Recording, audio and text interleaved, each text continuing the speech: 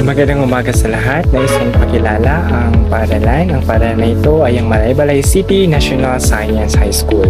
Na ito ay matatagpuan sa Aglayan, Malaybalay City na pinamumunuan ng punong guro na si Ginoong Jose Cruz. Ito ay isang pampublikong paaralan na katuon sa agham at teknolohiya. Ang misyon ng paaralan ito ay magbigay ng mataas na kalidad na edukasyon sa mga mag-aral na may hilig at potensyal sa siyensya at sa matematika. Ipinapahayag nito ang layunin na magtaguyod ng katalinuhan at pag-unlad ng mga mag-aral upang maging mga responsable at produktibong mamamayan sa bansa. Sa pamamagitan ng mga makabagong pasilidad at mga guro na may espesyalisasyon sa kanilang mga larangan, ang paaralang ito ay nagsusulong ng pagkatuto sa iba't ibang disiplina ng siyensya at maging sa teknolohiya. Ang Malaybalay City National Science High School ay nagbibigay ng pagkakataon sa mga mag-aaral na mapalawak ang kanilang kaalaman at kasanayan sa pamamagitan ng iba't ibang aktibidades at programa tulad ng mga laboratorio, seminar at mga proyektong pang-akademiko. Sa pamamagitan ng pagsasama-sama ng mga mag-aaral, mga guro at mga magulang, magpaaralan na ito na ang Malaybalay City National High School ay nagsusulong ng isang kultura ng pagtutulungan at pagunlad. Pagpapatupad ng klase sa Malaybalay City National Science High School, mahalaga ang paggamit ng iba't ibang stratehiya sa loob ng klase upang matiyak na ang bawat mag-aaral ay makamit ang kanilang potensyal sa pag-aaral. Isang mahusay na halimbawa nito ay ang mga aktibong pagkatuto na nagpapalakas sa interaktibong pagkatuto at pagsasagawa ng mga aktibidad na magpapalalim sa pag-unawa ng ating mga mag-aaral.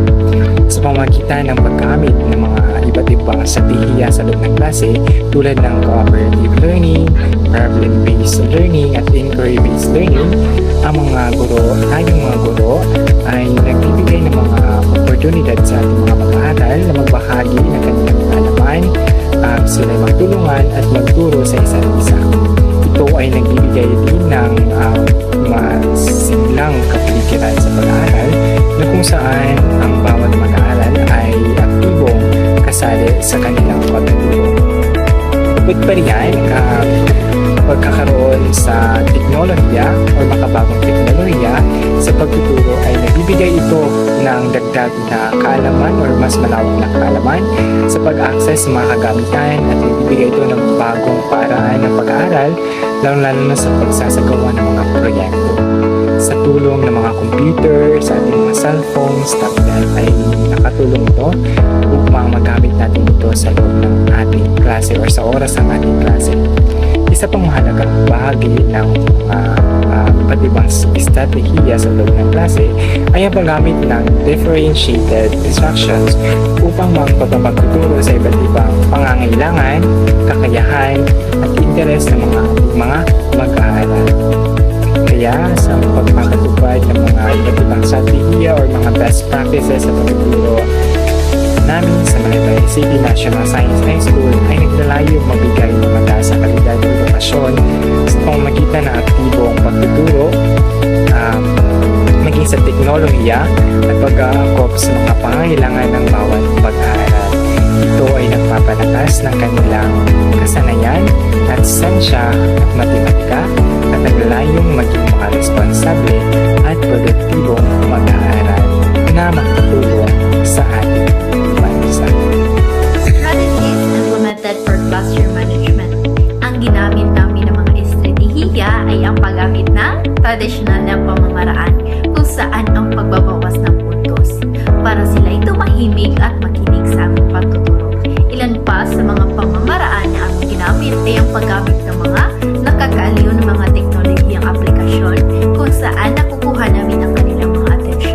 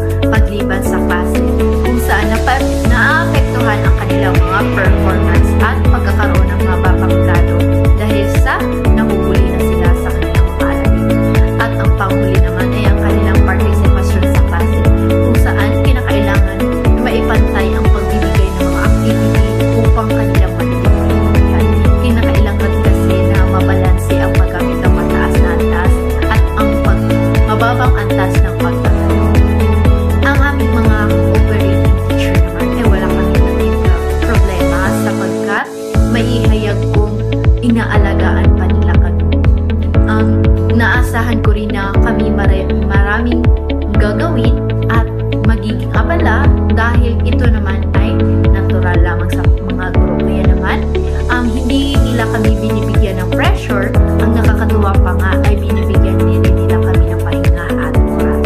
Sa mga magulang naman ay hindi namin sila nakikisalamuha dahil bihira lamang ang mga magulang na pumupunta sa eskwelahan. Kaya naman ay hindi kami nahihirapan sa kanilang At para sa school head ay napakaswerte namin dahil sobrang bait. Wala kaming masasabi kundi kami nagpapasalamat dahil lagi niya kami kinukwentuhan at binibigyang payo para ganahan kami magturo sa araw-araw. Ang aming namulatan na school head ay ang academic head ng eskwelahan, si Ma'am Dapa. Dahil wala ang principal, ay siya ang aming nakakasama sa araw-araw namin na duty sa bahay. Ang mga pagsubok na aming napagdaanan sa journey sa aming out-campus ay ang pagbiyahe sa araw-araw patungong paaralan. Dahil ito ay may kalayuan at kinakailangan na isang oras, bago ang aming time in doon sa paaralan ay kinakailangan na makabiyahe na para hindi mahuli ang schedule kasi ang kanilang klase ay shifting at naata sa amin ang panghapon na klase. At syempre, hindi mawawala yung paggawa ng lesson plan at yung hindi ka na makatulog ng maayos dahil mayroon pang kinakailangang tapusin para mayroong maayos na klase ang mga estudyante.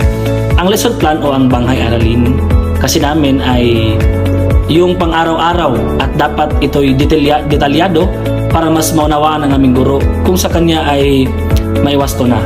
Isa rin sa mga pagsubok naming hinarap ang oras sapagkat ang oras na inalaan sa isang klase ay 50 minuto lamang o 50 minutes na pagkakasyahin bilang isang guro. Kinakailangan mayroon kang dedikasyon, pasensya, talino at malasakit at pagmamahal sapagkat ito'y iyong mapagtagumpayan at lalong-lalo na kung ikaw ay nagturo ng maayos, talagang hindi ka makakalimutan ng mga estudyante at yung itinuro mo ay nakatatak sa isipan ng estudyante.